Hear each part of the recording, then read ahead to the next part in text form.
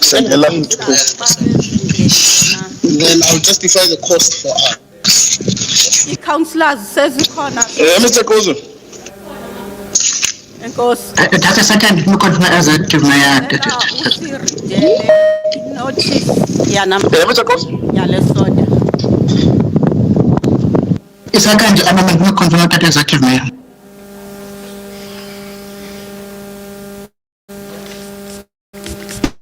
In the podium.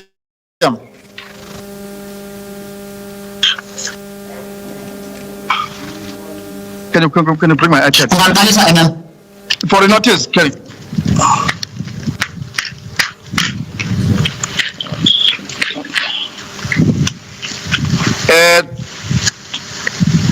Notice of the first open day council meeting to all members of council of Alfred and Zoti municipality. Notice hereby given in terms of section 29(1) of the local government municipal structure act number 17 of 1998 that the first open council day meeting number 06/06/01/2020-21 of Alfred and Zoti municipality will be held virtually or via community radio stations and all Alfred and media communication platforms on Wednesday, the 30th of June 2021 at 12 o'clock. Thanks, Honorable Speaker.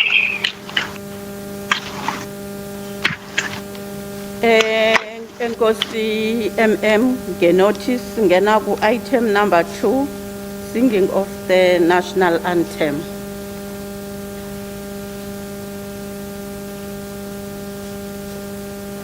Mandincediswe nge-national anthem.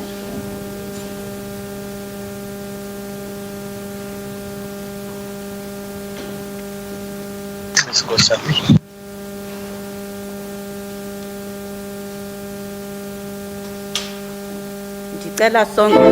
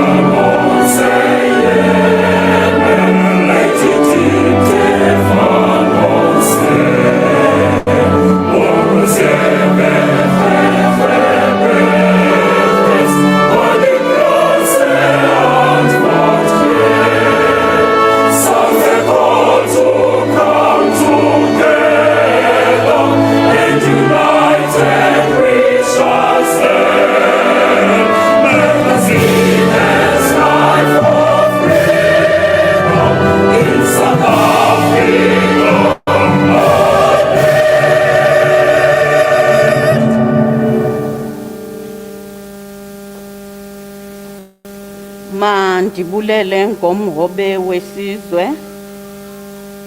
Singena kwi-item elandelayo.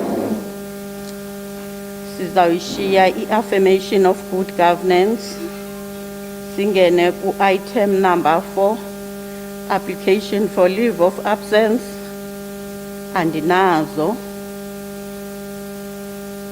Singene ku-item number 5, i-purpose of the open day council meeting. Mandiqale ngolu hlobo. Ngibulise ku-speaker we-council yase-Alfredo utaTukhulu engekho simazi ukuba uselivini akaphilanga. Executive Mayor, i-members the mayoral committee, i-mayors ze-district zoyi-4, o-chief whip ne-speaker be-local municipalities, fellow councillors, Municipal manager walapha eAlfredo, managers bazo zonke i-local municipalities, traditional leaders, religious fraternity, business sector, leadership of labor, community-based organization, youth and women movement, people living with disabilities, members of the media, distinguished guests, ladies and gentlemen, molweni kuwo wonke umuntu wase-Alfredton.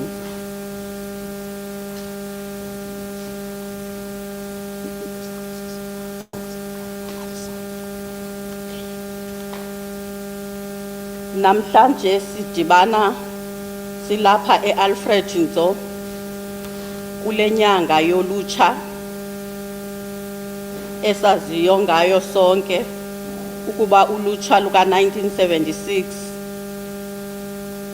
laphumela phandle lusithi lona alunakukwazi ukuhlohlwa ngolwimi abangaluvayo, baphumela ngaphandle benza imigushuzo bathi bafuna ukuhlohlwa ngolona lwimi baluvayo. Kulapho ke abantu abasha belo xesha urhulumente wengcinezelo ngelo xesha wabanabantu abatsha ababulalayo, bathi besenza i-peaceful march kuba kwakungekho mntu noko nazinto zitheni bazibulalayo, kwakuyi-peaceful march nje eyayisithi noko benele bacela ukufundiswa ngolwimi abaluvayo. Executive Mayor, kwakule nyanga inye siyazi ukuba yinyanga le ekwazalwa ngayo igqala lethu lomzabalazo uAlfredton, lo sithiye ngaye lo masipala sikuyo sithi yiAlfredton. Siyamazi sonke ke uAlfredton ukuba wayengu-Secretary General we-governing party le ilawulayo namhlanje. Silapha namhlanje kule nyanga inguJune kulo nyaka kaCharlotte Maxeke nabanye omama abathi babulawa besilwela lenkululeko. Xa sikule open council yethu yanamhlanje apha eAlfredo siva kabuhlungu kuba sine-councillors ezithe zasishiya ngenxa yale pandemic ikhoyo. Yiyo naloo nto ndicelayo into yokuba abantu bonke base-Alfredton ngalo lonke ixesha mabazi-observe i-health protocols, bazifake imask, lento yokuthi xa behleli baqelelane kuba kaloku esi sifo ngoku size ngamandla kakhulu. Besisithi uwave 2 uyabulala, sibabonile behamba esizalana nabo, sizibonile izihlobo zethu singazincwadi, siphindele ke ngoku ku-stage 4, into ethetha ukuthi masizinakekeleni kakhulu. Kubuhlungu kakhulu ukuthi izihlobo zethu xa singakhange sizincwabe asikwazi ukuxola, kodwa ke imeko itsho kanjalo ngoku. Makungabikho mntu uyaya esingcwabeni, uyawuthi emveni kwethuba kuba sele sidlulile esi sifo, noba kukwiminyaka emithathu ezayo ayobeka ilitye kuba yinto yethu thina leyo apha eAlfredton. Silapha ke namhlanje sizise ingxelo ngobobume bethu eyokuba yintoni na esiyenzileyo kule minyaka sikhona kulo masipala wase-Alfred Nzo ukusuka ngo-2016 kude kuzoba namhlanje. Siyazi ke ukuba le soda yethu siyenza yeli, but last year asikhange sikwazi ukuyenza kuba lelona xesha bekufika kanye le pandemic. Bekufanele into yokuba siyenze eWinnie Madikizela Mandela Local Municipality, asakwazi kuya nakulo nyaka besisalungiselela ukuya khona iphindile asakwazi kuya. Kodwa sathi masikheni sidibane ngolu hlobo ukuze abantu abasibeke kule ndawo base-Alfred Nzo bazi ukuba sindawuni ngoku ukusa inkonzo kubo. Zintoni ingxaki zethu, that is i-challenges esifeyisana nazo, nokuthi imali kamasipala siyisebenzise kanjani, zithini i-future strategies zethu ngalo masipala nokusevisa abantu base-Alfred Nzo. Enkosi.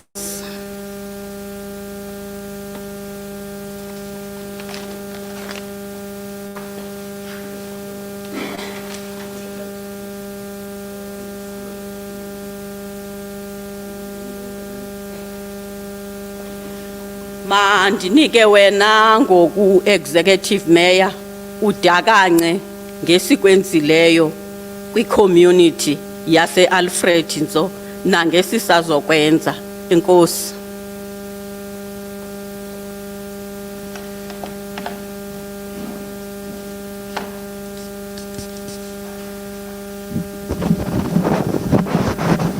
Thank you, Honorable Speaker, who is the chairperson of the council, Yasenzo. Greetings to you and the council, the chief whip of the majority party and the whippery, the deputy executive mayor, members of the mayoral committee, chairperson of MPEC, and other chairpersons of other committees, fellow councillors, traditional leaders, municipal manager and his team, all the communities of Alfred Nzo, all the communities of Alfred Nzo that are watching on the screens and the media platforms, mayors, speakers, chief whips of all our local municipalities, municipal managers of all our local municipalities, the district directors from sector departments, leaders of religious fraternity, business and civil society, senior government officials and managers, labor representatives, youth and women movements, people living with disabilities, all of our officials present here today in this platform, indwendwe nabahlali abazimasileyo kwindawo abazimase kuzo, members of the media, ladies and gentlemen, let me greet you in the name of Jesus Christ. Amen. Honorable Speaker of the Council, let me start by extending warm greetings and appreciation to everyone who is present here today in this State of the District Address, and listeners at home and those watching over social media platforms and many more who have loved to be part of this engagement today, but they were unable to do so due to the outbreak of the third wave and the pronouncements made by our president in this regard. I'm sending my deep and sincere gratitude goes to the Council of Alfred Nzo, all honorable members, ANTM administration, all our stakeholders and communities, particularly abantu balapha kulomhlaba esihleliyo amakhosi ezwe lakowethu. For walking side by side in unison and in solidarity through the valley of shadow of death as children of the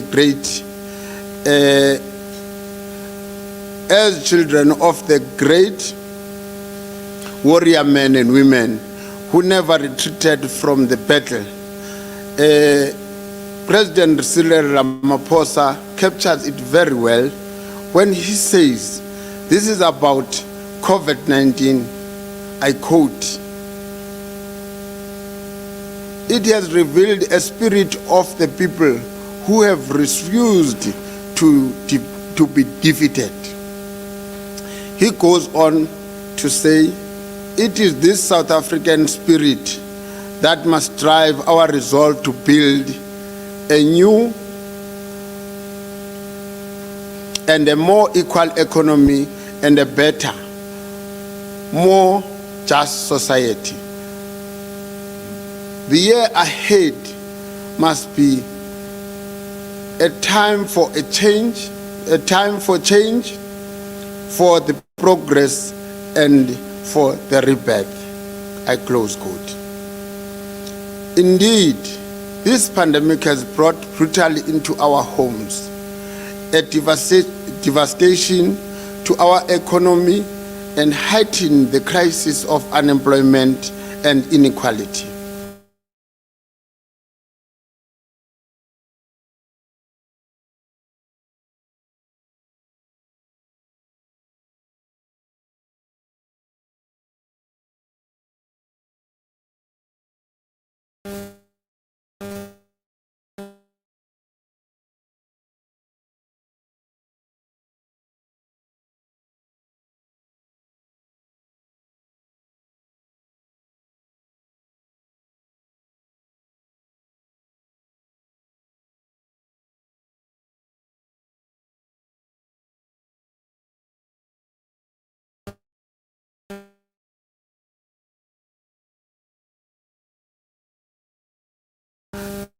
To the family Yamakhatebe Opangwa and the entire community of Alfrenzo and the ANC at large for losing such a tried and a tested leader and the cadre of our movement. In memory of Comrade Pangwa and all those who have passed on due to the COVID-19 pandemic, may I request that we observe a moment of silence.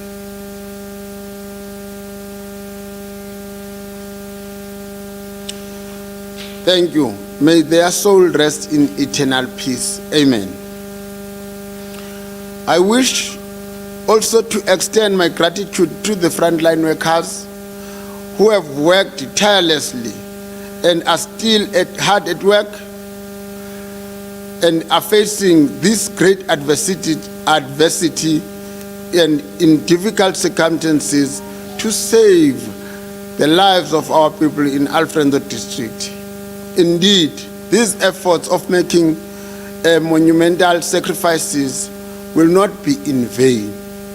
Our socio-economic response to the pandemic has been swift, targeted, and assisted thousands of our people in the district. And bonke abantu bathe naba vulnerable besikwazi ukuthi sibe siyabanceda through ukuthi frontline workers were visible and bezinikezele. Honorable Speaker, sidibana apha namhlanje kwinyanga yokukhumbula usuku lwesithathu lweveki umhla we-16 June 1976 eSoweto. Usuku olwaziwa njengosuku lwabantu abatsha, usuku olubhiyozelwa kwihlabathi lonke apho ulutsha ncakasana abafundi bathi baqhankqalaza bazijula ijacu bazinikezela ngobomi babo ekulweni nemithetho ebebejongene nayo yocalucalulo nasekulweleni imfundo yomuntu omnyama. Kule veki ke yesithathu kulonyaka xa sibhiyoza ukukhumbula lamaqhawe kumele sizibuze lemibuzo. Oqala ukuzibuza okokuba ikhona na into ekumele ulutsha luyenze ngaphezu kokukhumbula ubomi babo bathi bachabalala ngexesha leminyaka eyadlulayo eyi-45. In an attempt to answering these questions, former President Thabo Mbeki ngo-2016 in his speech commemorating June 16, he challenged every one of us to ensure that, I quote, individually and collectively, we should ensure that our youth attend school, that they got good education, acquire the knowledge and skills necessary for their development and their full participation in the reconstruction of our country, and at all times have some time to turn into a case of need, close quote. It is for that reason that Alfredo District Municipality put aside every year a budget to assist young people not only with bursaries for tuition, but with initial registration fees to enter the tertiary institution. The same month of June is rich with prominent events for the country, particularly our municipality. It is in the same month that our Alfredo District Municipality is celebrating the contribution and the life and times made by our stalwart, Utatu Alfredo, in the liberation struggle, tireless and selfless efforts to the struggle for the basic human rights in South Africa, and the liberation struggle that we are enjoying, the freedom that we are enjoying today. Honorable Speaker, we know it very well that Utata Alfredo is resting in his trinity with the broad smile, where observing performance of our municipality, which has consistently obtained unqualified audit opinion for the municipality, unqualified audit opinion for the term of office, for the duration of the term of office for this political administration since 2016. We have attained an unqualified audit opinion. So lonto babekuthiwa nikufitshane ngeni yaziqhwabela, because yinto ekhombisayo ukuthi there was leadership. In honor of Comrade Baphethu Qolonzo, as this council and administration yakho Mama Speaker, we have embarked on a new direction to create the conditions necessary and a conducive environment enough to create much needed confidence in our local economy and in the prosperity of our society. We have been always a municipality hard at work to provide the services of good quality and continuously embarking on a new ways to correct the mistakes of the past, both distant as well recent. Our sincere gratitude goes to the Premier of the province for delivering a powerful, unique, fitting, a thought-provoking and enlightening tribute on memorial lecture besinayo ebesithe sanayo apha, and wasichazela kakuhle nendlela emasiyithathe njenge-Alfredo. We are also grateful to the council yase-Alfredo for giving us the opportunity yokuthi namakhosi sikwazi ukuthi le occasion ibe yile success, and diqinisekile okokuba ifamily kulandayo ekuyo iwongekile, nathi njengoba siwongekile ninibona nangoku disanxibe and celebrate the life and times of our time, life of Utatu Alfredo ebesimcelebrate ngoku beku deliver esi speech esisichoyo Honorable Premier. Honorable Speaker, our district has been always known of basin of resistance, heroes and heroines from our district, including Omamu Winnie Madikizela Mandela, the former president of the Women's League, and many more. And abanye abaninzi, the unsung heroes and heroines that have put up resistance against the apartheid regime.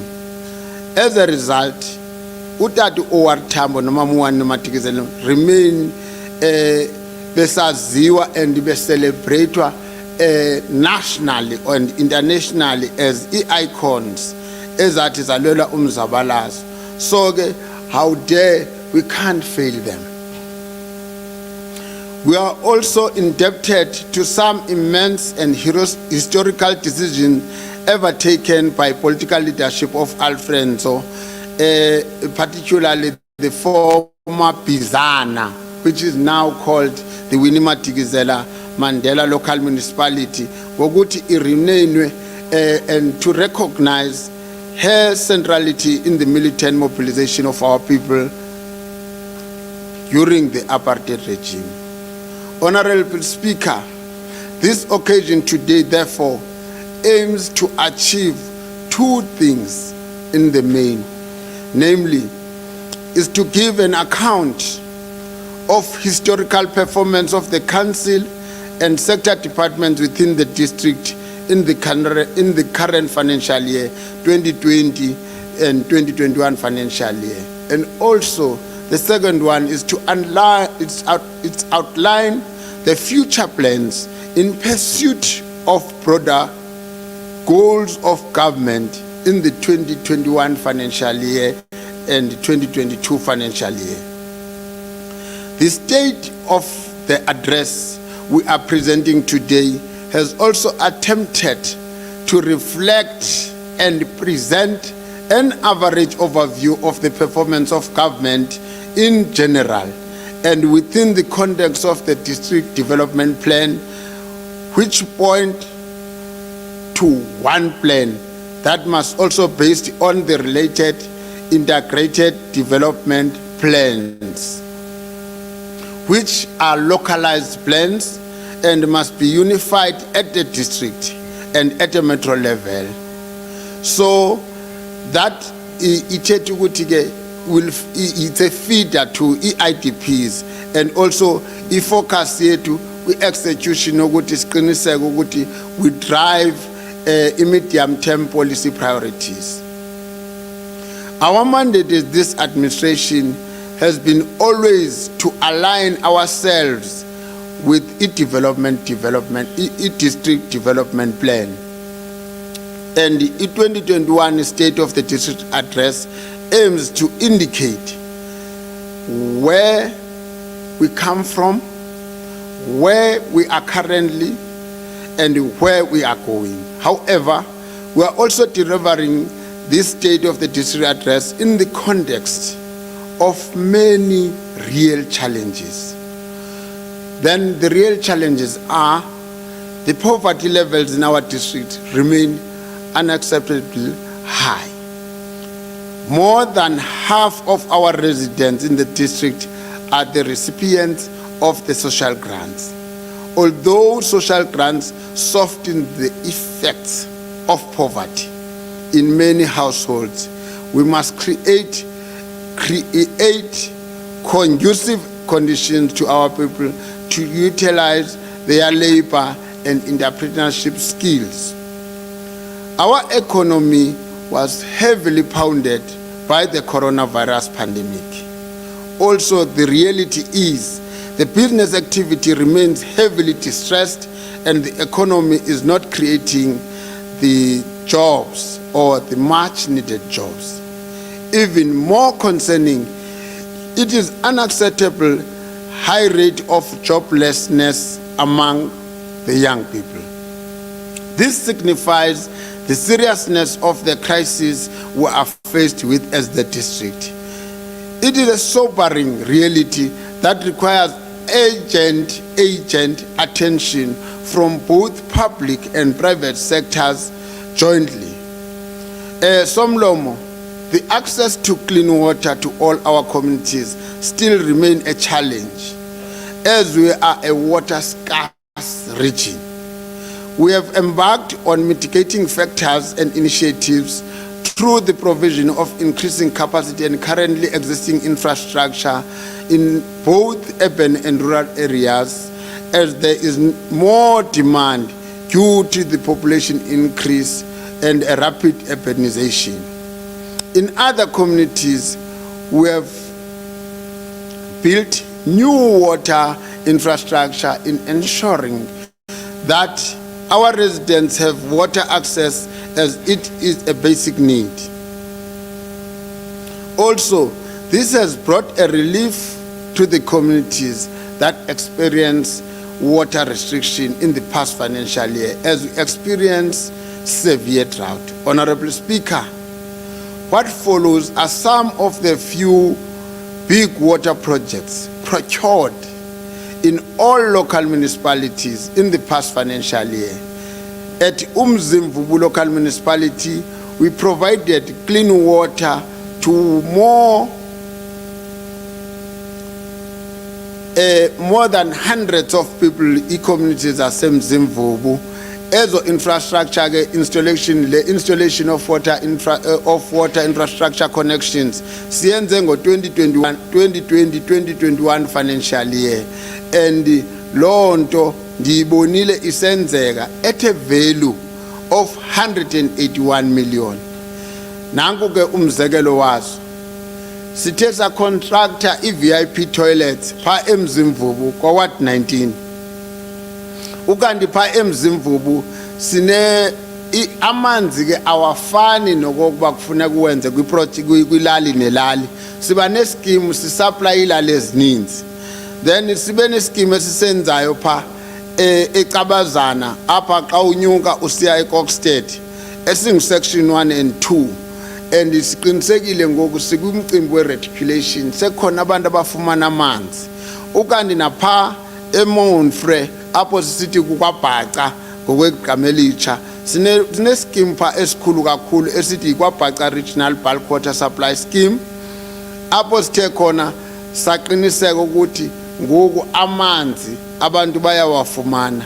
Sibe nentibane water supply scheme and surrounding villages koManqilweni nakoMgungundlovu, apho sisenza khona esi scheme ungabona xa uyangasecolana ungathi idolophu.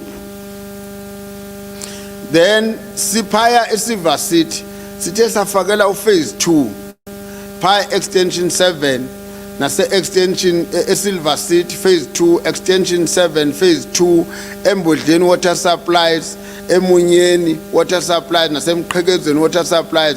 So ezonto lo supply besiyenza phayana ithe yatotala amount of 112 million, and si allocate kwezi projects ezizobenefita abantu abayi 7,732 in total, households, not individual households, ezothi zibenefite kule projects kwezi projects.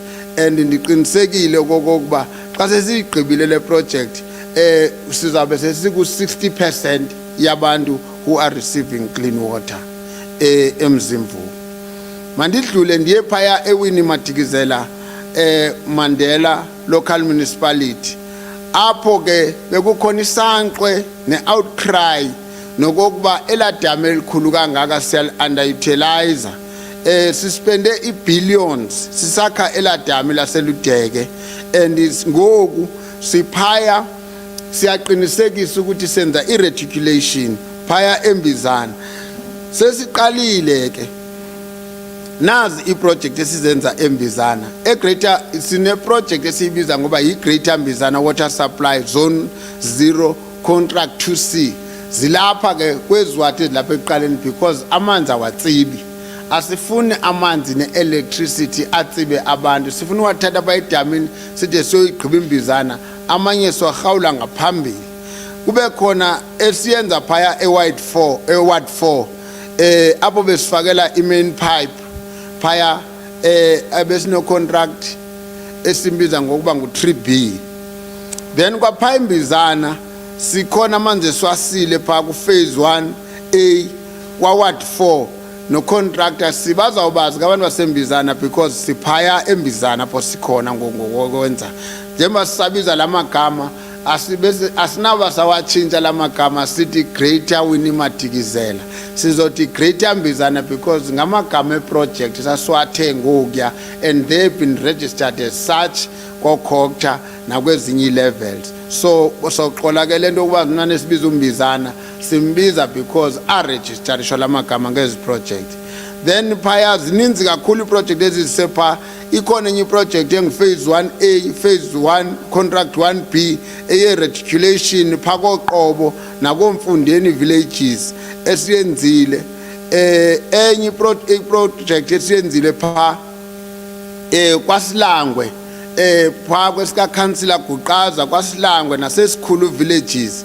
apho sisekhona ezinye projects zamanzi phaya siservice ke imbizana ukanti imbizana i-ratepayers zakhona ziyandazi ndandizixelele xa sasingena apho sathi umcimbi sasifike imbizana ingekho right kakhulu kwakuthi xa udlula apha embizana kube nevumbe libi kakhulu sathatha iproject enkulu kakhulu phaya yokuthi sise isuwa phaya embizana nayo ke iyaqhuba lo suwa apho isuwa yayiphumela ngaphandle ngasedolweni kodwa ngoku lo project seyisiya ngasekugqibeleni yokuba siyigqibe and i-ratepayers xa bendibene nazo bezi happy kakhulu ukanti xa ndidlulela eNtabankulu ndithi qampu kwiproject esesazenza sithe sayofika kwiwadi yokugqibela phaya kukhona indawo ekuthiwa kusedums xa ufike ekugqibeleni kweNtabankulu kwelicala apho sithe sasakhona amanzi saqiniseka ke because iNtabankulu yenye yendawo ezishokoxekile ngokwamanzi kodwa siyakwazi ukuthi sidrille i-boreholes phaya koDums konobamba nakononhlanga sasa equip i-boreholes nakobaleni ukuncedisana nabantu bakuthi ukuthi bangatyi amanzi nenkomo nakomalongweni apho senze khona i-boreholes abantu lo mali leyo imali esispendile apho it was almost 135 million ibudget esisayichitha phaya and abantu abathe babenefita kwezi boreholes besizenza kumyinge wabantu abapha ku 202,341 households and ndiqinisekile okokuba ezo project ngoku towards 70% kuba mazibe ziyagqitywa ukuze kube siyagqiba phaya kwezanda wesikuzo sisematatiyela xa sithetha ngamatatiyela ke njengoba ninibona ninqibe nje apha Alfred ndithanda ukuthi singamampondo singamaXhosa singamabhaca singamahlubi kweli lamahlubi namabhaca namaXhosa akhona phaya ematatiyela sithe sasa phaya imali engange 93 million has been spent on water project within Greater Matatiele region in the past financial year. We're just talking up and not of from 2016. We're just talking of the last financial year, what we have done in the last financial year. Phaya ke sithetha contractor nakhona i-VIP toilet Ward 5 kwilali ekuthiwa kuselifefe okanye kwingingqi ekuthiwa kuselifefe. Sine scheme esihle kakhulu phaya eMatatiyela and one of the biggest scheme ekuthiwa yifubane sub-regional water supply esupply iwater ezininzi kakhulu nayo siyayiqhuba phaya eMatatiyela kanti phaya eMatatiyela sinaye uward 15 water supply or incorporate parts of ward 16 ukanti kwa ward 5 water supply njengoba benitshilo uba iproject zethu zamanzi zithi cut across sinayo iproject ke pha esiyiqhubayo kwa ward 5 nayo ucomplete ngoku besiyireportelwa njengu-MPEC esithi kukhona nje intwanantwana ezifuna ukulungiswa ezincinci nakwa ward 7 sinaso ischeme esinaso pha kwa ward 18 nakwa 22 besisile pha iproject ziyaqhuba ngoku njengoba nithetha ukanti phaya eMatatiyela sinayo nesinye ischeme ekuthiwa yiGobizembe water supply esinye ischeme yiNet Farm water supply esinye siphaya ePonseng esithi yiPonseng water supply napha eKashule water supply eNhlazibeni water supply Mdeni water supply ngapha ezingcuka ngapha koZibimela sine scheme esinaso esiphaya kulandawo esamanzi siqhubayo, and lonto isenza ukuthi abantu abakumyinge we 14,416 households bazofumana amanzi xa sezigqityiwe ezazikimu. So ithethe ukuthi uxanduva lwethu ukuthi masiqiniseke ukuthi as we speak ngoku we are above 71% yokuthi ezo skimu zibe ziyagqitywa, abantu bakuthi le cry yamanzi ibe iyaphela. Mandibuyele phaya, ingathi noko intabankulu ndiyincitshile engathi zimbalwa izikimu zakhona kanti zininzi kakhulu. Ukanti pha intabankulu in the past financial year a total amount of 68 million sispende kula masipala wasentabankulu. Sine water supply esiyenza pha kwa Ward 12. Umafaku lingqina lam iphaya kula ward akahlala kuyo, endiqinisekile ukuthi siyaqhubha njengangoku. Ukanti ke entabankulu kwa Ward 14 nakhona sine water supply scheme esi-implementayo pha. Ukanti sizenzile i-toilets entabankulu. Kwakusisikhalo xa sifika abanye abantu bengenazo i-toilets. Umzekelo ilali ezifana pha kwa Ward 5 nakwa 6 wasentabankulu nakwa 14 senowenzeka ukuba iward zitshintshile ngoku ngokwale demarcation entsha, kodwa xa ndinokubala kwezala lezifana noNgqwarha eBathweni naseNtsinyana naseMatshona sithe sazifakela ii-toilets phaya kulo nyaka mali. Ukanti sineskime esikhulu phaya entabankulu esithi xa sisibiza yibomvini nyokweni, sesimgqibile uphase 1 ngoku besifakela uphase 2 ukwazi uba amanzi ayofikelela ebantwini. Ukanti napha entabankulu bekade kunesanqwe kwi-ratepayers zaphaya zikhala ngesuwa ebeyingekho right kakhulu, sithe sangenelela pha ukuze ibe la suwa iyagqitywa.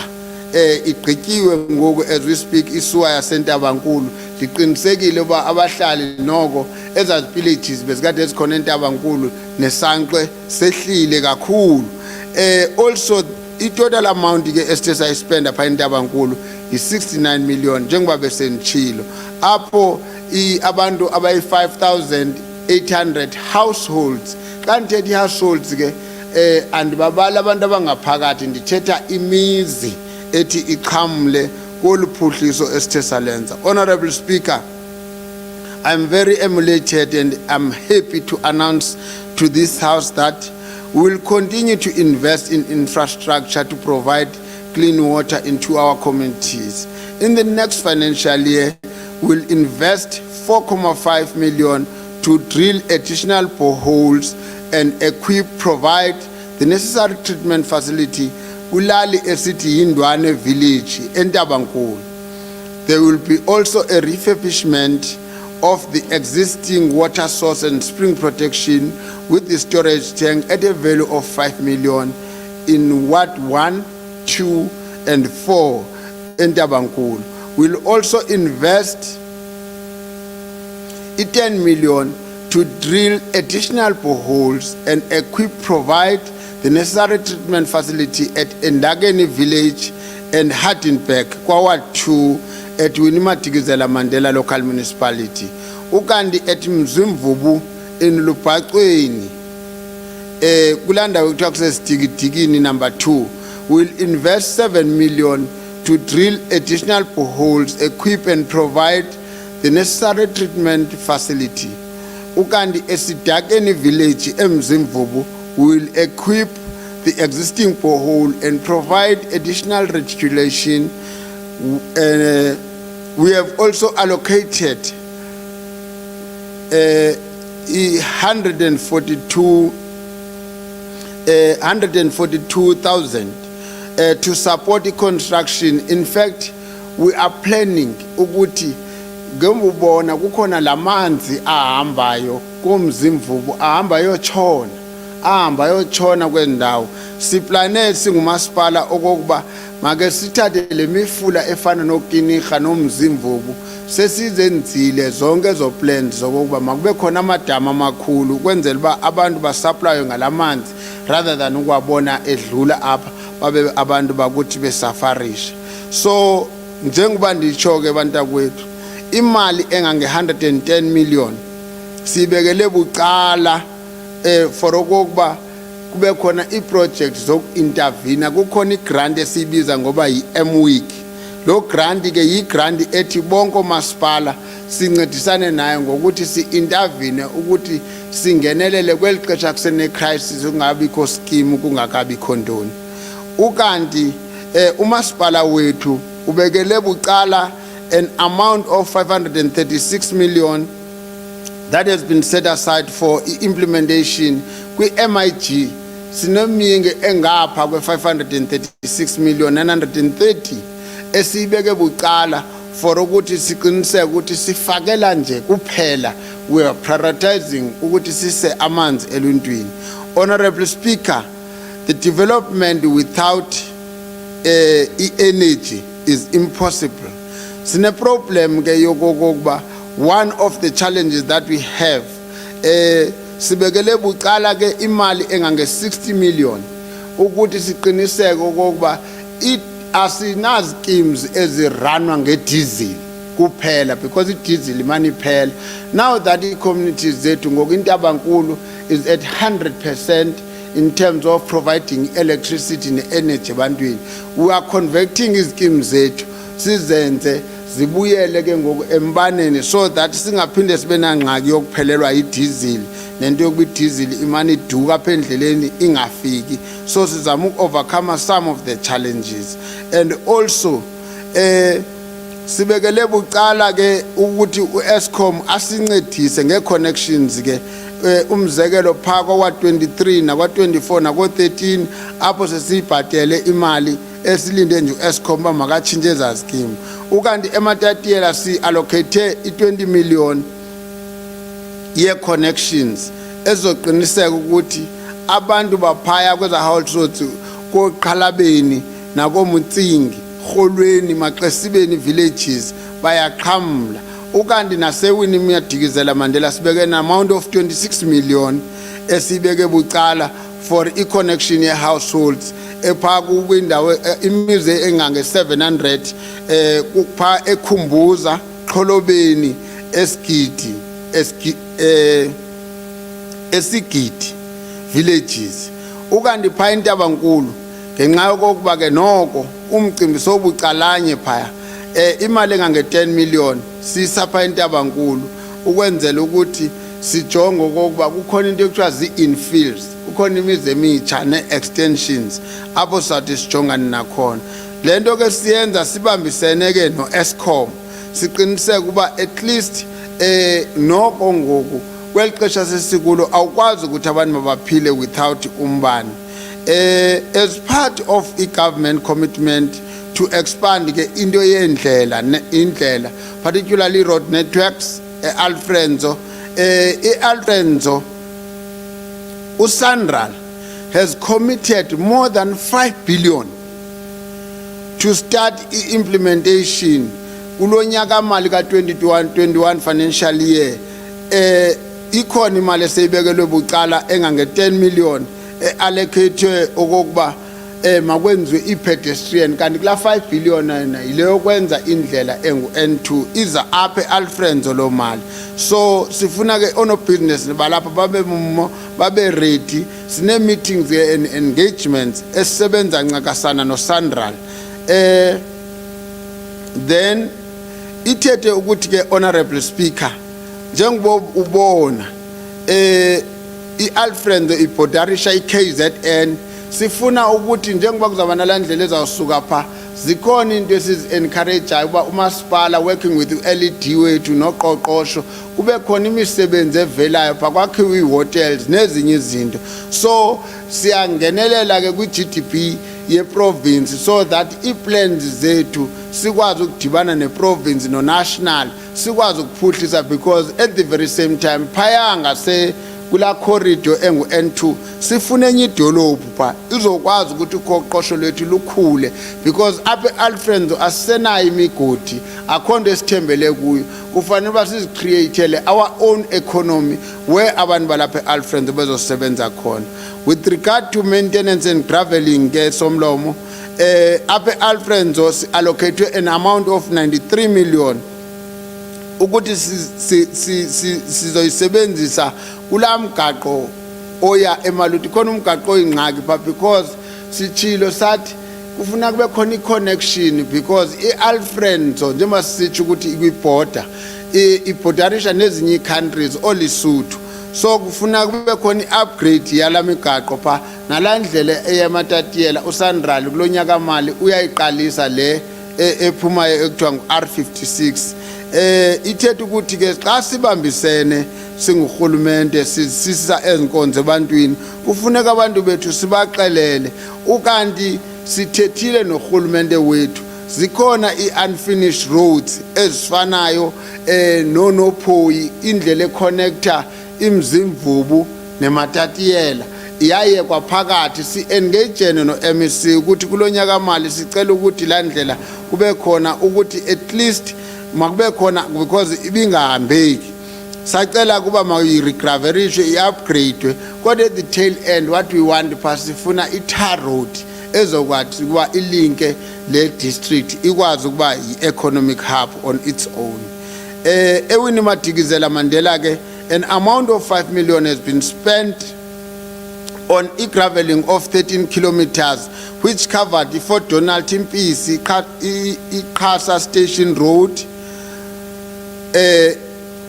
nasemagusheni, so kumaintainwa la ndlela eyodibanisa izojika ijike phaya ibe seyibe ngathi yangase Flagstaff. So sisebenza ke ne department yakwa transport ukuze siqiniseke ukuthi eza borehole eza potholes nezinye izinto pha ebezenza ukuthi la ndlela ingahambeki xa uyebhizana umuntu okwaphantshelwa pha abe sengxakini sizama ukulungisa into ezinjalo. So ikhombisa ke lento ukuthi we are just one government. Honorable Speaker, on the provision of shelter to the destitute, as you know that the Freedom Charter, which embodies founding principles of our constitution as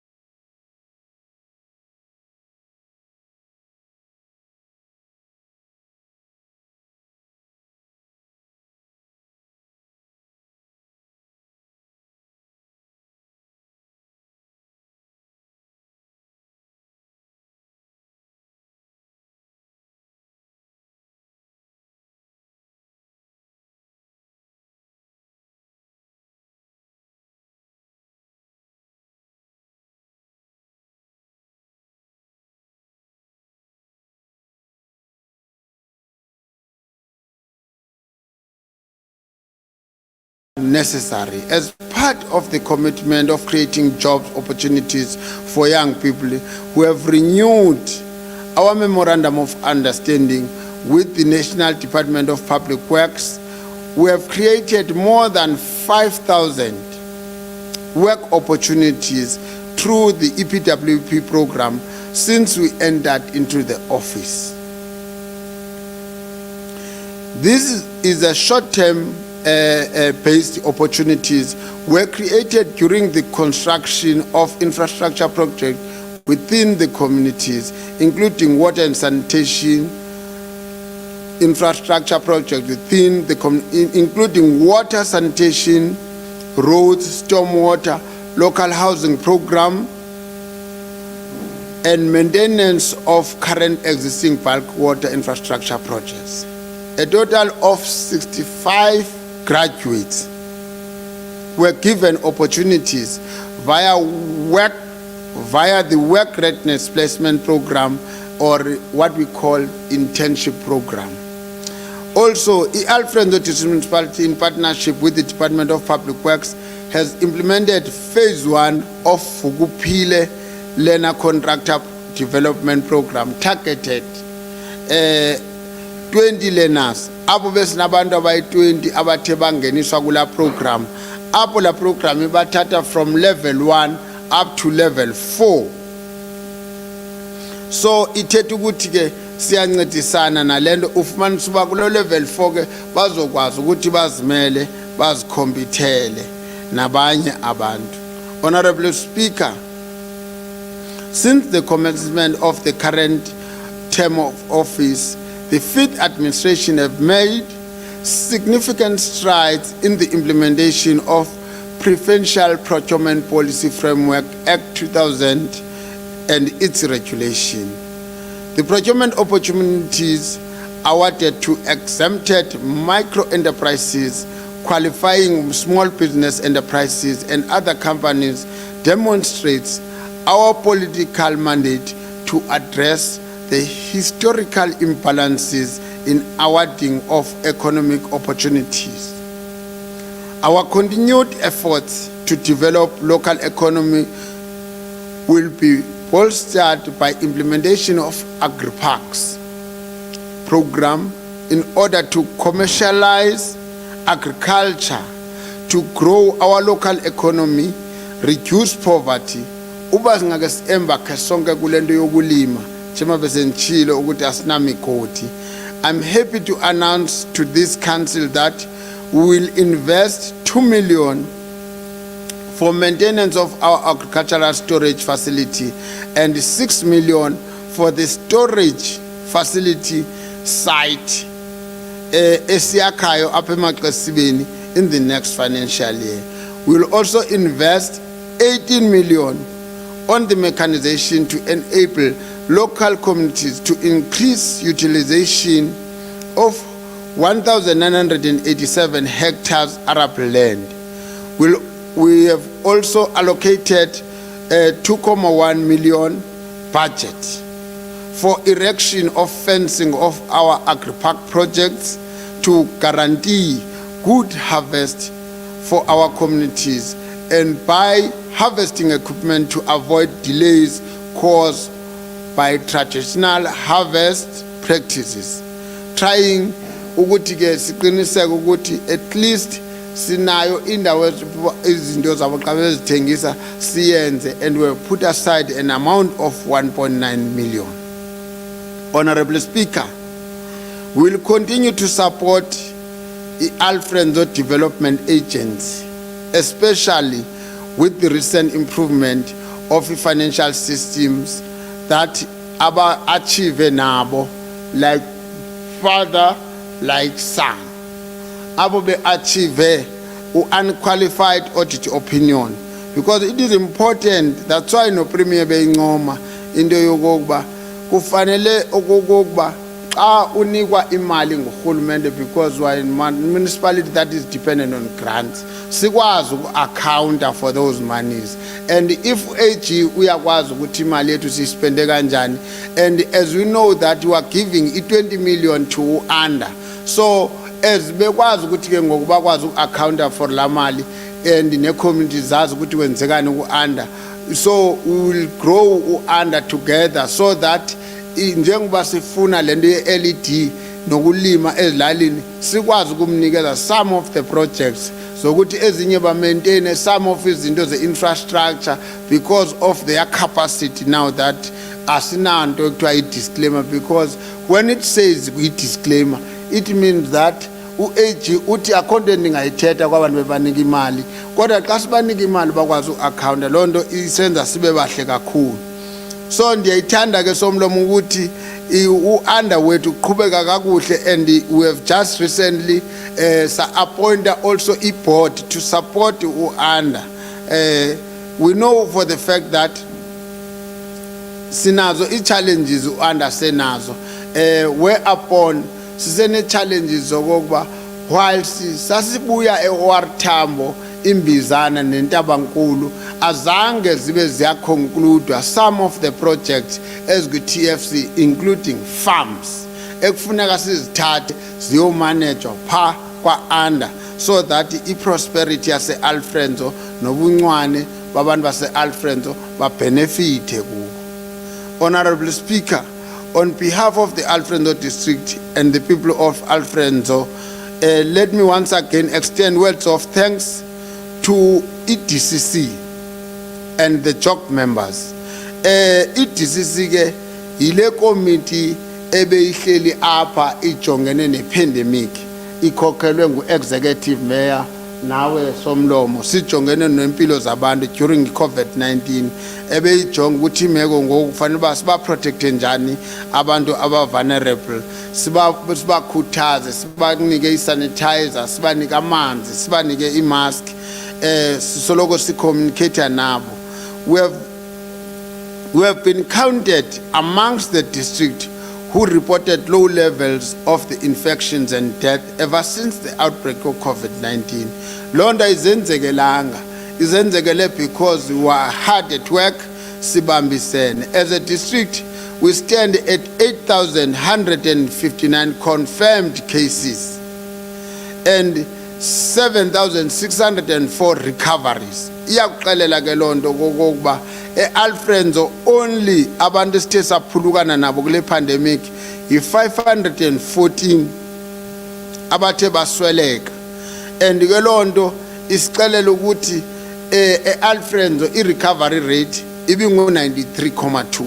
So whereupon esibongozayo ke kulento beyithetha usomlomo kokuba at least make sicela abantu bakuthi at least singade sibe siyakhuphuka. Siyazi ba sinabantu abaninzi abakogoli nakwezinye indawo nakweli lixesha sicela ukubambisana kakhulu nabantu bakuthi ukuze at least siqiniseke ukuthi we cap the spread of the virus. Kuthethwa ngo-Delta ngoku who are very dangerous ekufuneka abantu bakuthi sibambisane nawo. Masincome ke okokuba nalapha e-Alfredo i-rollout of i-vaccination seyikhona and apha ezibhedlele kuyabonakala uba kuyasebenziseka, kuyasetyenziswana and i-health workers zethu ziyancedisana nathi kakhulu, ziyahamba zithi reach out to abantu basezilalini kwi-clinics apho kuzathi abantu abadala babe bayaseviswa khona. Kodwa sicela ukubambisana okokuba let city adhere to lockdown regulations. Honorable Speaker, our district is prone to disasters. Uyabona ke xa ndifika kule indawo ndike ndikhathazeke kakhulu because sithi xa sithi sesihambile nale backlog is either kufika i-tornado ichabalalise, is either kufika zonke inhlobo ze-disasters e-Alfredo zikhona, ingakumbi kule endingayithandi kakhulu njengoba sisithi si-one of indawo ze-agriculture sizawube silima kakhulu. If abantu bakuthi abakwazi ukuyibamba le nto enemililo because it becomes eyona challenge neyona disastrous. Uba ke kwatshiswa amadlelo imfuyo izawutyaphi, if ke kwatshisa umbona kwatshisa umlilo phaa entabeni wayemasimini engakavunwa, yonke loo nto besiyenza ibubuze. Kukubongoza ke amakhozi sibambisane as a result njengoba benikade nibona nathi Alfredo we have bought a truck capable of kungade kutshe ivenkile iphele sithenge sizama uncedisana kodwa masincedisane nasedlalini ukuthi lento yemililo sigweme ukwenzela uba at least sidile ne-natural disasters ezinto ezifana ne-earthquake nezinye izinto zenye kanyamba nezinye izinto xa sijongene nazo kodwa mayingathi wonke amaxesha okuphila kwethu xa siphumlile kweli xesha lasehlotyeni sidila nento yokutshiswa kwemililo. Honorable Speaker, njengoba besinale pandemic enye yezinto esithe sazibona confronted nazo into yokuba there's a report on gender-based violence ekubonakala uba noko across the district abahlali beilali zalapha bebelapha manene umzekelo njengoba lapha edistrictini ngibone ngenye imini kukhona umngcelele benze umngcelele osingise kwinkundla yamatyala kuthiwa umalume udlwengulwe umtshana wakhe kweli lamaqesibe besagqitywa ke kothuswa kokuba kwilali yasengwegweni kukhona omama abagqitywa kubulawa bebulawela ukuthakatha kuthiwa bayathakatha noko siyacela okokuba ii-communities zethu make zibambisane nathi izinto bawazi umthetho okokuba ngumthetho bonke abantu bane-rights and siqiniseke ukuba siyazi-exposa izinto ezifana nokuvictimizwa kwabantwana nabantu abangomama as part of i-crime prevention and-ke sineprogram endike ndayibona isenziwa phaa eDangwana apho abantwana bebonakala i-drug abuse beyithatha kweyona ndawo esizinto esikhulu apho abantwana besebenzisa kakhulu i-drugs apho zithe izikolo eziyi-7 zadibana phaya simoshwe nje i-pandemic because besiyirolla out la program because yenye yezinto esiyibonile okokuba kune-abuse of alcohol usincedile kumongameli watsho wayivala kune-abuse of i-drugs apho abantu besedla inyawubhe baphela abantwana bethu bengabizi izinto as part of intervention ke to cap ezi zinto sicela ukubambisana ne-traditional leadership sibambisane nomasipala bethu sibulela kakhulu omeya bethu ngokubambisana ngokwe-service delivery all the structures Alfredo are functional in terms of idimafu ziyahlala IGR ziyahlala so ezo structures zonke zithi zi-enhance ukuhamba kwe-service delivery. In closing, I want to thank the community of Alfredo and its stakeholders for their consistent support to the outgoing leadership of the municipality. As its term of office is coming to an end this year in October, it is our great wish that the incoming leadership continue on this path until we realize our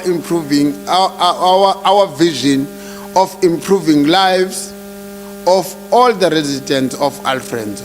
As the municipality, we have indicated that we have consistently celebrated the achievement of the unqualified audit opinion report from Auditor General ever since we entered into the office for 5 consecutive years.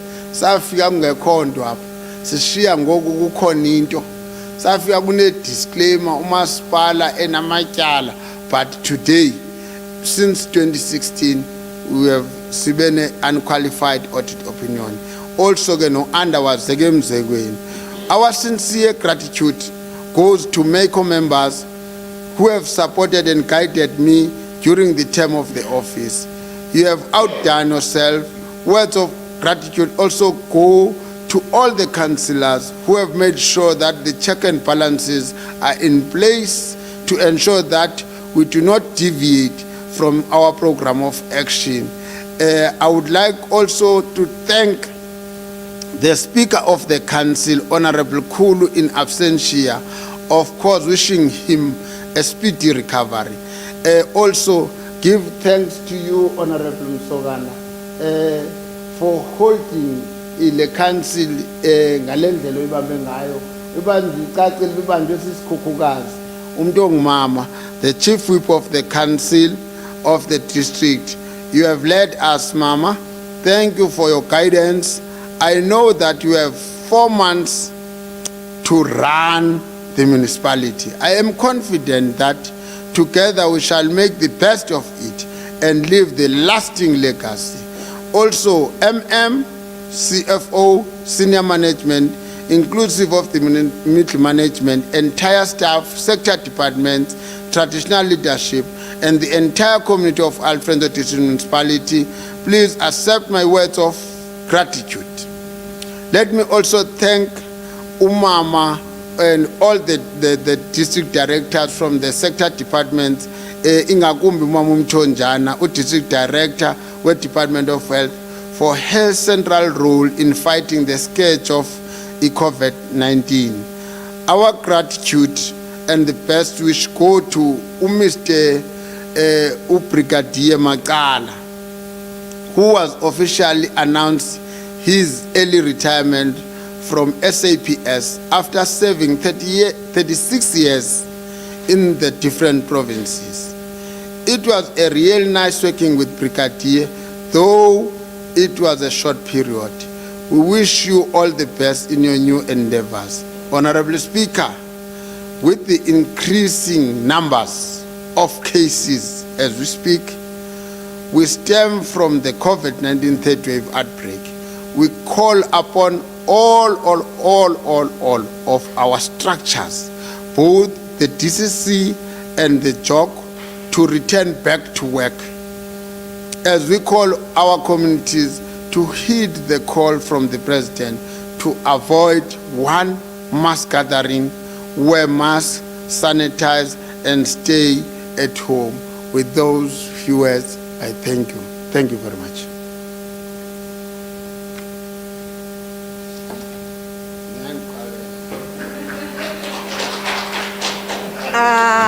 Masimqhwabele nakutsho yena uba makaqhwatywe.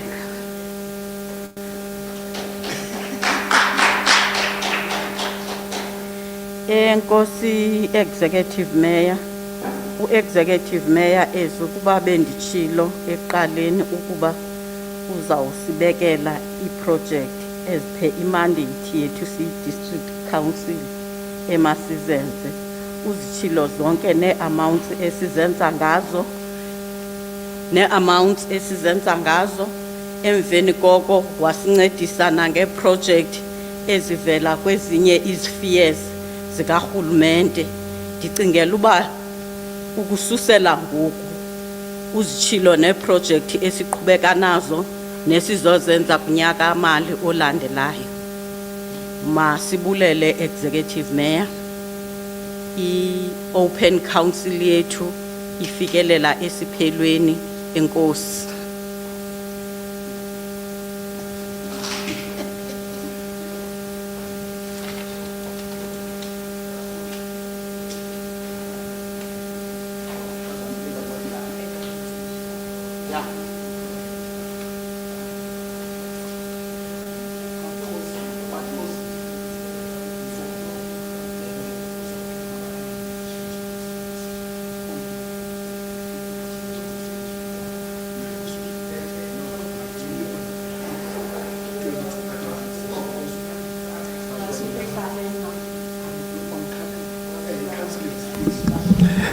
Right, ke mphulaphula ekhaya kumaziko sasazo asekuhlaleni kanti ke nakuzo zonke media sites ebesivele kuzo kusukela namhlanje. Ukhumbula ke into kokubana umasipala wesixeko sase Alfred Nzo mnumzana Cllr Mehlomakhulu kusuku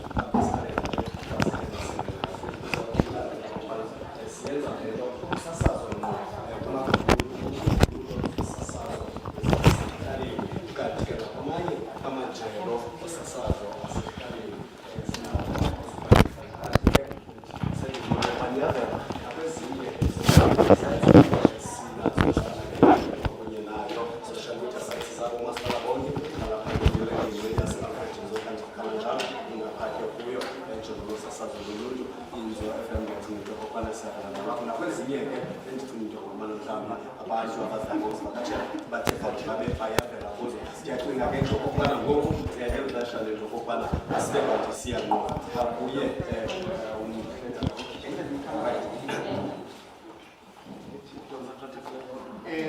we are gonna go live.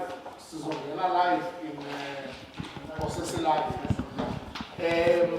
Tatumea ngusomlomo sizocela ukunikeza ithuba nje i-council seyiqikiwe sine media houses ebesizi-invitile apha u-Informa ngomnye wabo andiboni ke ngoku yes bakhona ophondweni imusi then bazawunono neziradio ezikhokhelwa ngumnce apha eworship bane-questions abazosibuza based on le nantsi kubuyenza esi state of the municipality. Ezinye i-questions zizawuthathwa from i-comments ezivela phaa kwi-Facebook pages. So mntakanamabhunga ndicela ukunikela kuwe then sizoyikhokhela process then xa ugqiba singeni kuni mnceelwe but nale masibazise abaphulaphula emakhaya ukuthi nalaa part yenziwa ngu-Informa it's still i-live kwi-page ka-Facebook ye-Informa, i-live kwi-YouTube channel, i-live on i-Facebook page kamasipala, i-live on i-Facebook pages ze-radio stations zontathu and also sise-live kubaphulaphula emakhaya be-Alfredo Community Radio, sise-live kubaphulaphuli be-Inkonjane FM, sise-live kubaphulaphuli be-The Voice of Matatiele.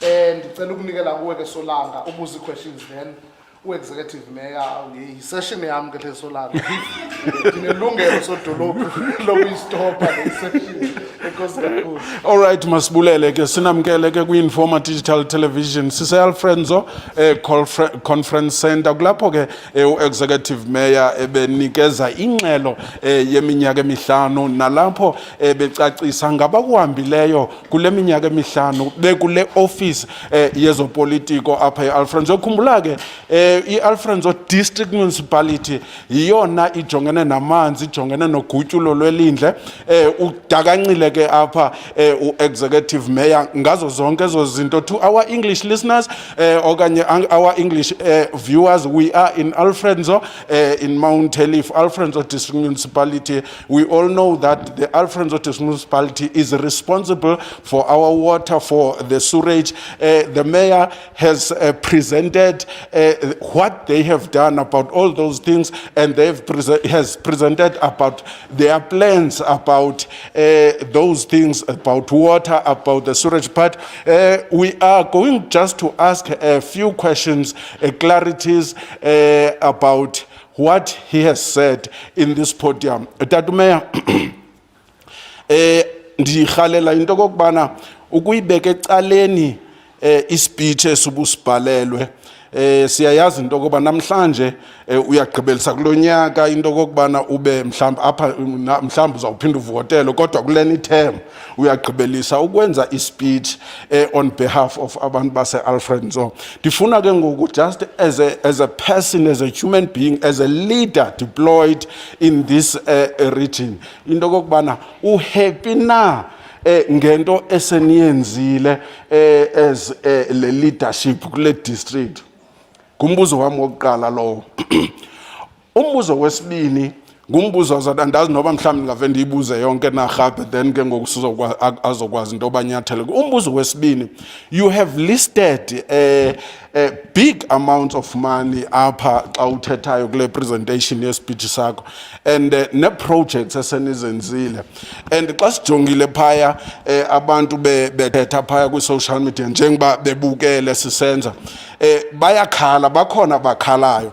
Now ndifuna ujonga ke ngoyinto kokubana ingaba comparing le ezimali uzibalileyo nezikhalo kwelinye icala uziva njani? Do you think aba bantu bakhalayo ba-justified ukuba mabakhale okanye mhlawumbi ucinga uba ba-unreasonable nina nenze kakuhle? ndifuna ukujonga ezo zinto ke tata into yoba ucinga uba niziva njani ngoba abantu bekhala ngapha ube ubala imali ezinkulu ngapha kweli cala.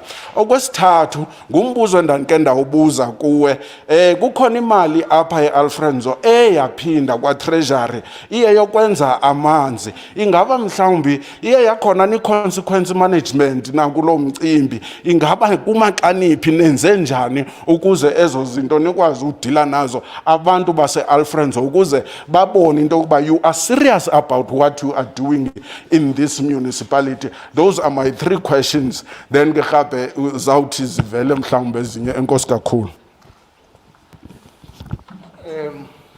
Okay, so now, no, ndicela ke sodolophu mhlawumbi uthathe ezi zika informal questions, then xa sowuphendula sithathe then sithathe uphondonyulo, then sithathe i-ratings, then we'll be done. But sicela ungene nje quickly on those ones mandibulele msasazi wami, ndibulise kwakhona ngendivuye ndincome ngemibuzo esincedisa kakhulu ekucaciseleni kakhulu abantu base-Alfrenzo and in the entire community nabantu baseMzantsi Afrika nephondo lethu leMpuma Koloni. Umbuzo wakho wokuqala msasazi wami uthi ngabe si-happy na ngento esiyenzile as a district kwezinto vis-a-vis i-budget that esinayo ne-service delivery on the ground.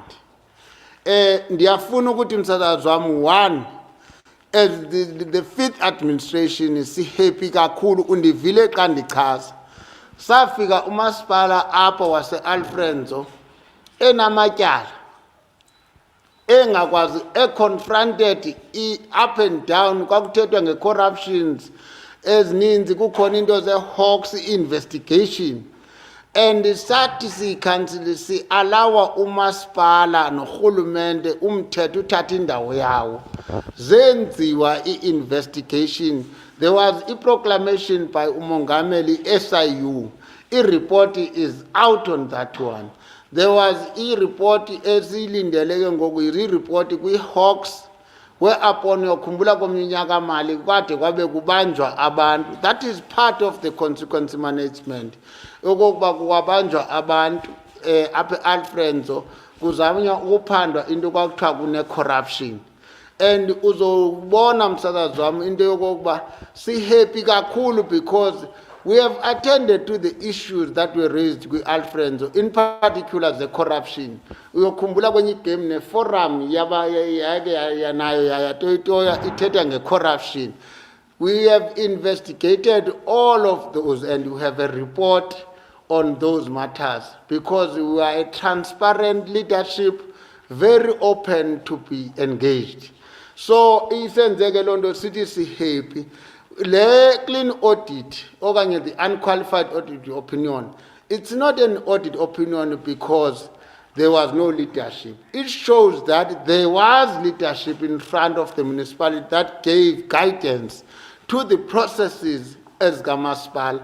That's why she emulated, we are very happy because to have this clean audit, we have to take some of the restrictions, sibophi band, belt tightening, kusithi into ezithile, it's nice to have. For instance, asifika obanye omeya behamba nge-Mercedes Benz, but today omeya no speaker bahamba nge-Fortune, which is i-belt tightening that ukuthi apha sizanga kuzokhulisa into basihambe ngemoto ezinkulu zalapha kwamasipala, but sayithatha imali sayisa kwi-service delivery. So ndiqinisekile ke lo umbuzo ndiwuphendulile okokuba si-happy, and what we have done ukuthi sisiqinise amasolotya we-communication yethu. As we speak, u-deputy executive mayor, who is the head of infrastructure, une-roll-out plan yakhe yokuvisita ii-communities ukuyobacacisela because i-problem abantu abayi-understand ayifani imali yokufakela amanzi. It's so expensive imali yokufakela nokwakha lamadami, but ibalulekile kube ne-value for money, yonke into yenziwe sikwazi ukubuyela ebantwini. Also ke lento yokuba abantu bayakhala ngaphandle bafanele ukukhala because iAlfrenzo have not started long ukuthi kube khona ezizinto zokuba mababe bafumana amanzi ezilalini. That's why usiva sisithi sifike embizana ngekho sewage but today ikhona, sifike eNtabankulu kunezi villages but today sewage yaseNtabankulu ikhona, sifike eMatatiyela xa ungena eMatatiyela kunendawo enukayo xa ungena pha eyayingazi uba kunuka ntoni kanti yisewage. Namhlanje loo nto ayisekho, ungena kwidolophu oyibonayo ukuthi idolophu. So xa ungena eMzimvubu uyabona ukuthi kuMzimvubu si-adopte okanye mhlawumbe si-inherited the challenges of the past regime. Sangaphele lapho but sa-implementa some of the programs that ezenze abantu bakuthi babe nesidima. In all wards ngosithetha nge-wards ezine-toilets. In some of the wards zithi zigcwele i-toilets but zikhona. Now sizaba ne-strategy sokuba how do we then clean i-toilets. In all the wards ngoku zimbali wards ezingenayo access where there is no scheme kuba khona i-borehole or kube khona i-protection yomthombo waloo ndawo kodwa whereupon abantu bezokuthi basele amanzi aclean. Was so happy. And also xa ndiyake kumbuzo wokokuba wokugqibela ndicacise kuwo yinto yokokuba ike yakhona into ene-myth ndizoyirigada as a myth because there was a letter that was written by uTreasury General ngoDecember okokuba umasipala have not spent u-30% wemali yawo, and then kwaphuma lo letter isithi naphendula nangoko isithi lo letter abantu base-Alfrenzo imali engange-369 million ijikile e-Alfrenzo, of which that amount is the total, it was a total allocation from i-treasury, not that kujike lo mali 369 million. But kwagcwala ke into ukuthi ijikile imali ndaqaka kokuba kunoba ke ezi zinto sizenzile sizenze ngantoni. But ndiyafuna ukuthi after sifune i-report from treasury ne-commitments zamasipala ukuthi siqiniseke ukuthi imali iyaspendeka 100% e-Alfrenzo, we found out ukuthi some of the grant because of the pandemic the money were reduced from the Department of Treasury, of which asinawo ke amandla wokuzithatha xa sezithathwe ngu-treasury ezithatha phaya. Bonke omasipala babethe ba-affecteka ngokwe-spending pattern ngelo xesha bathathelwe imali. As a result imali that ethe yathathwe e-Alfrenzo ngokwe-different grants kwenye kuthathwe 5 million kuyoncediswa kwinto ye-pandemic by i-National Treasury. Not only i-Alfrenzo was affected, all the municipalities, there was a reduction of grants. Not that imali was taken because kune corruption or kunentoni. And at the very same time, as we speak, we're performing very well. That's why Auditor General has given us ukuthi we're performing. We are one of the best in my office.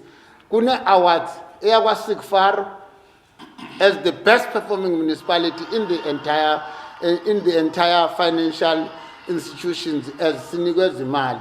And also we have employed capable leadership because there is no what we call abantu bathi ayadeploy by Alfrenzo, but Alfrenzo there is capable leadership because we have got abantu abawubambileyo umcimbi, our CFO, and that's why when him congratulate our CFO, infrastructure manager. There is no gap. Where there are problems, kuba pandemic, kukoni elements of roll over, budget roll over to another financial year. We are capable of getting those monies and we will spend those monies 100%. Honorable Somlo.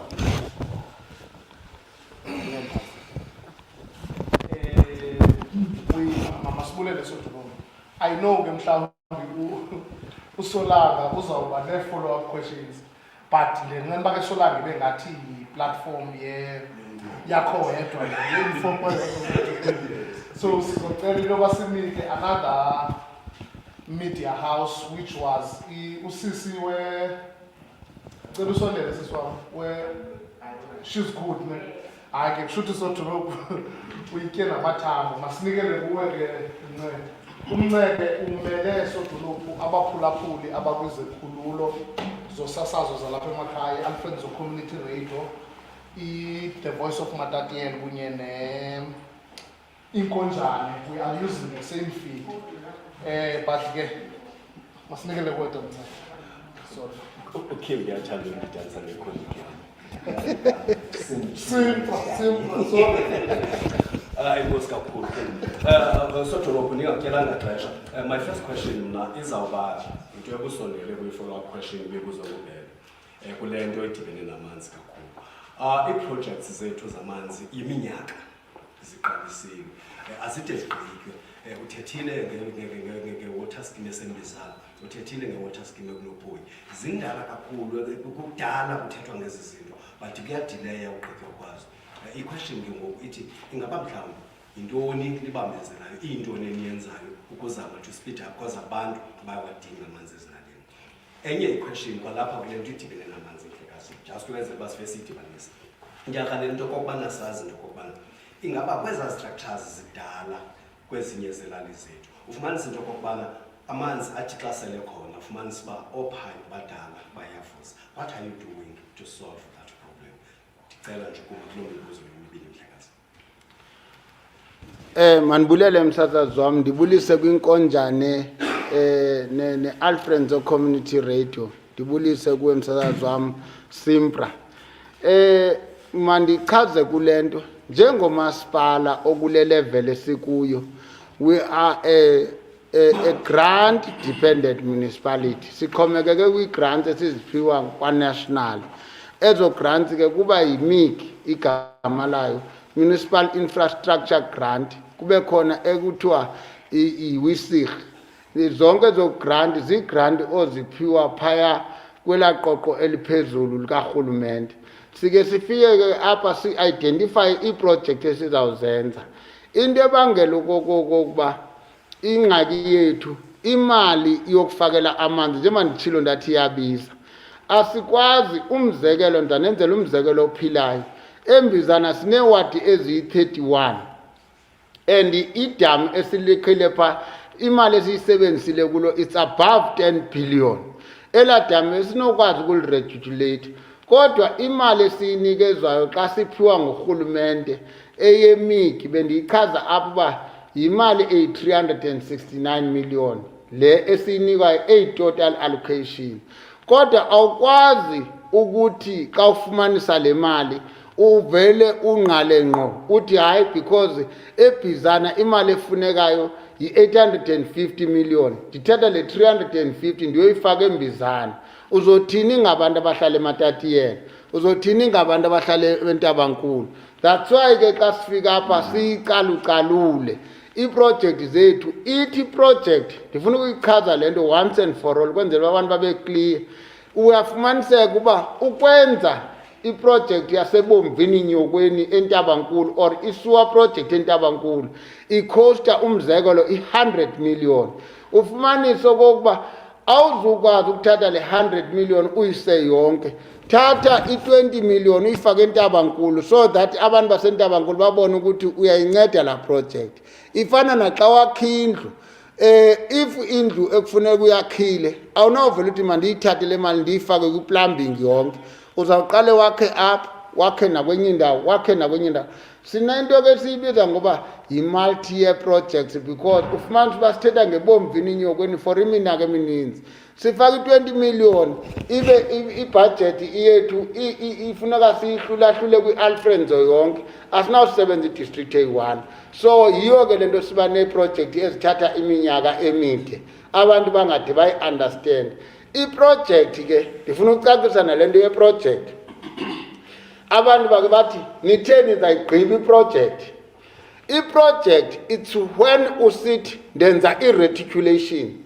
uba wenza i-reticulation lo project yi-project ye-reticulation but i-reservoir iba yi-project on its own. If uqale ngokwakha i-reservoirs kufuneka uqiniseke okokuba xa ziphela i-reservoirs uzathi i-project bendi-allocate i-reservoirs ibiyi-20 million ziphelile i-reservoirs iphelile lo project. Uphinde uthi ndiyokwenza i-reticulation uthi xa uqala i-reticulation uyigqiba uthi iphelile i-reticulation yokufaka amapipe okanye usezawufaka ibulk awukakakhuphi manzi usezawuphinde wenza i-reticulation yokufaka oompompi kula manzi. So zizi-project ezahlukeneyo nezahlukileyo. Mandiyeke kule nto yokuthi ke ii-project zethu yiyo le nto undiva bendithetha ngombizana 1A 1B enye ithetha ukuthi ye-reservoirs enye ye-reticulation enye ye-bulk enye ye-supply. So zizinto ezehlukanayo nangokwemali ziyahlukana. So enye ke into endicingela okokuba isincedisile kokokuba ndichazile apha okokuba ikhona igrant ekuthiwa yi-WISIG and apha uthe amapipe wethu ayaguga uyawukhumbula iMount Elif sayifike iliqatswa indawo encinci but i-community iyanda namapipe ngaphansi ayagqabhuka. So sinayo i-O&M uthi urhulumente xa budgetela i-7% of the total budget ibe ye-maintenance ngoba ngeli xesha uthi uyofika ekugqibeleni seweguga ngapha amapipe. So sinayo i-O&M budget yokuba simaintain and in all 4 local municipalities xa kugqabhuka amapipe sine-contractors esezi-appointile in 4 LMs for ukuba mazimaintain. That's why xa kugqabhuka amapipe aphinde alungiswe ngokukhawuleza sinayo i-maintenance plan which is very important. Eyesithathu ke uthi ke singayikhawulezisa njani into ye-service delivery. That's why ndixela uba ii-grant zethu zehlukene. Kukhona ezokudrila ii-boreholes apho singekafikeleli ngezikimu ukwenzela uba simaintain amadami simaintain imithombo siwapreserve abantu bakuthi bafumana amanzi. As a result le nto yokuwater cut amanzi it's very expensive but kodwa sathi ngenxa yokokuba imeko yethu siyayazi saba nee-trucks esizibeka bucala zokudiliva amanzi in particular xa kuthiwa kuyancwadwa ookhansila bayayazi babhalela i-district iba-supply where kunee-shortages zamanzi. Then ke ndicinga uba ndiyiphendulile yonke imibuzo yakho mandibulele msasazi wam. Siyabulela sodolophu. Ake ndicinga uba your worship masinikhulule sibulele kubaphulaphuli sibulele kubaphulaphuli be-Alfenzo Community Radio kubaphulaphuli be-The Voice of Matatiele kubaphulaphuli Konjana FM kwabo bebethe basijonga kwi-live stream pages zethu zonke sibulela kakhulu sim-communication masikhulule leadership and call it a day. Usolanga kanga benazi follow up questions. Ngizobekela kwela xesha